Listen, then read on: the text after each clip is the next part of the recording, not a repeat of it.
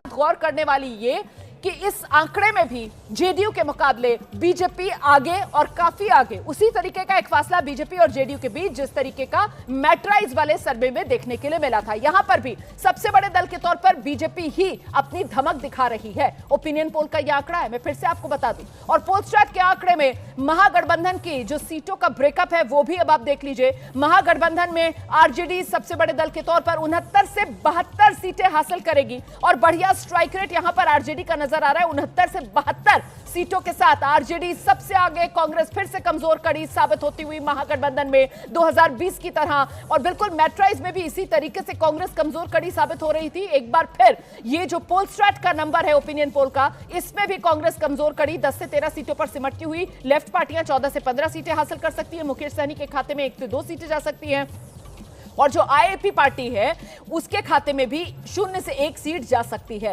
अब आ जाइए vote share पर, और वोट शेयर क्या कहता है तो पोलस्टैट का वोट शेयर आपके सामने। पोलस्टैट के मुताबिक एनडीए के खाते में 45% वोट शेयर जा सकता है, महागठबंधन के खाते में 39% वोट शेयर, अन्य के खाते में 16% वोट शेयर। तो कुल मिलाकर यह बड़ा आंकड़ा है और इस आंकड़े के हिसाब से 2020 के मुकाबले एनडीए की बल्ले बल्ले। 2020 में भी एनडीए ने बहुमत का आंकड़ा हासिल किया था, 122 जादुई आंकड़ा। एनडीए के खाते में 125 सीटें गई थी, लेकिन तब वोट शेयर के मामले में बेहद करीबी मामला था। लेकिन इस बार एनडीए महागठबंधन से कई गुना आगे नजर आ रहा है वोट शेयर के मामले में। और कहीं ना कहीं इसके पीछे वजह, आदेश आपसे शुरुआत करूंगी, वो जिस तरीके से जातिगत समीकरण और चिराग पासवान को साथ ले लेना, उसी का ये फायदा यहां पर एनडीए को नजर आ रहा है। पिछली बार 37% के आसपास वोट शेयर और इस बार बढ़कर एनडीए का वोट शेयर 45%। पिछला वाला ओपिनियन पोल 49% पर पहुंचा रहा था।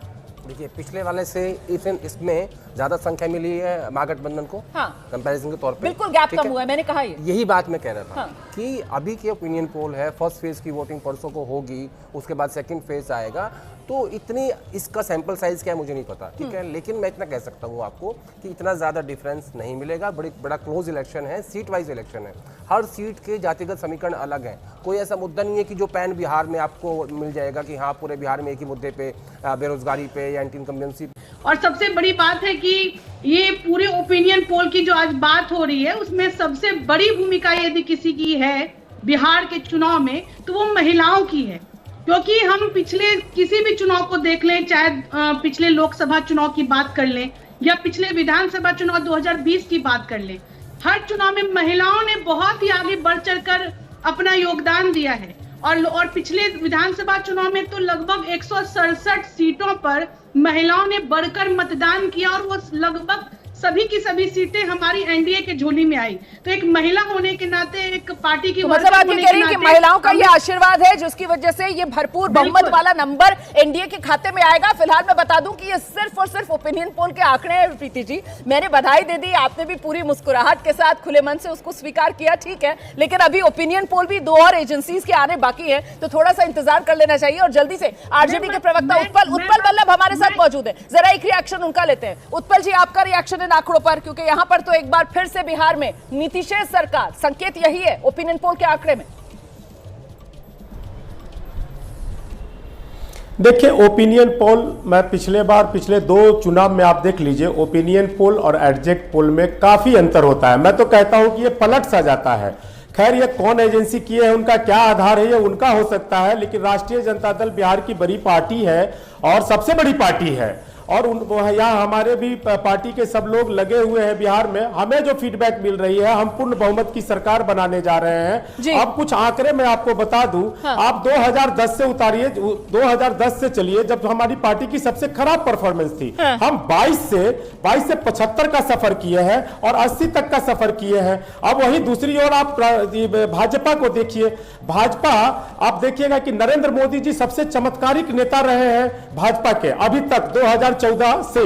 तो 2014 के बाद नरेंद्र मोदी जी के जब इमर्ज हुए एक चमत्कारिक नेता के तौर पे, तो 2015 में पहला चुनाव नरेंद्र मोदी जी के नेतृत्व में भाजपा लड़ती है।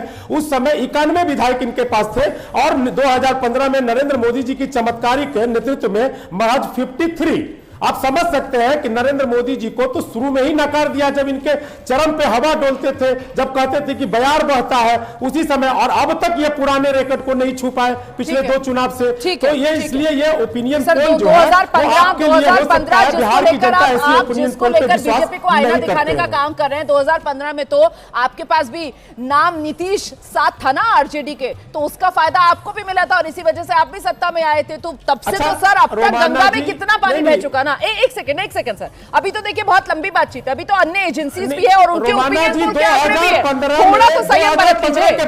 मैं जरा सा और रिएक्शन ले लेती हूँ सर, राजीव रंजन जी को लेकर आइए। राजीव रंजन जी जेडीयू के प्रवक्ता हमारे साथ मौजूद है। सर ये जो आंकड़ा है इस पर आपका शॉर्ट रिएक्शन, मैं एक छोटा रिएक्शन पहले सबसे ले लेती हूँ। राजीव रंजन जी, ओपिनियन पोल का आंकड़ा सर। ठीक है। ओपिनियन पोल्स सबके अलग अलग रुझान हो सकते हैं। इतनी बात है कि इससे एक संकेत कि एक बहुत ही बड़े अंतर से सर आवाज बहुत खराब आ रही है, मैं इसको ठीक करवाती हूँ। राजीव जी दोबारा आपके पास आऊंगी, लेकिन आपकी एक बात मुझे समझ में आई है। आप कह रहे हैं कि साहब सबके अलग अलग हो सकते हैं, लेकिन एक बात जरूर है कि इससे संकेत जरूर मिल रहा है। और कुमार सौरभ जनसुराज के प्रवक्ता हमारे साथ मौजूद है। ये जो पहला हमने नंबर दिखाया है, ओपिनियन पोल का जो पहला आंकड़ा हमने दिखाया है, उससे एक संकेत ये मिल रहा है, पीके फीके पड़ गए। कुमार सौरभ, पीके बिल्कुल फीके नहीं पड़े हैं रुमाना जी। जब एनडीए और महागठबंधन के लोग हेलीकॉप्टर के खुलने का इंतजार कर रहे थे और साइक्लोन के थमने का इंतजार कर रहे थे, तब बिहार की सड़कों पर एक साइक्लोन मौजूद था। उसका नाम है प्रशांत किशोर और जनसुराज के कार्यकर्ता। आपको 14 नवंबर, अरे भाई ये तो बहुत अच्छी बात है कि कम से कम 0 जो बता रहे थे सारे लोग, अब 1 से 3 और कुछ वोट परसेंटेज देने लगे, वरना हम तो शून्य थे इनके लिए। 14 नवंबर को उत्तर बिहार में इनका कैसे सुपड़ा साफ होगा और दक्षिण बिहार में भी हम कैसे मजबूती से लड़ रहे हैं, ये हम जमीन पर है रुमाना जी। इससे पहले भी सारे जो विश्लेषक थे उन्होंने 95% कह दिया था कि 400 सीटें आएंगी, और कितनी सीटें आई वो सबको पता है। बंगाल में क्या हुआ ये सबको पता है। आप सहमत नहीं है ना, आप ओपिनियन पोल के आंकड़े से सहमत नहीं है। ये माहौल और प्रोपेगेंडा नहीं चलेगा। ठीक है। मैट्राइज के देखिए यहाँ पर हमारे साथ जो मनोज जी हैं वो मौजूद हैं, उनके पास मैं लेकर चलूंगी दर्शकों को, लेकिन उससे पहले AK वाजपेयी साहब हमारे साथ जुड़ रहे हैं, LJPR के प्रवक्ता है, उनसे एक क्विक रिएक्शन। वाजपेयी सर, आपका कॉमेंट ओपिनियन पोल के इन आंकड़ों से आप सहमत हैं? झटका आपको भी लग रहा है? वैसे आपकी पार्टी को जबरदस्त झटका, 29 सीटों पर लड़ रहे हैं और 4 से 5 पर सिमट रहे हैं। मैं जवाब देता मैं जवाब देता हूँ। देखिए ये जो सर्वे आपका रिजल्ट ओपिनियन पोल का दिखा रहा है, ये किसी हद तक तो ठीक है, लेकिन जब हमारी पार्टी का आप नंबर दिखाते हैं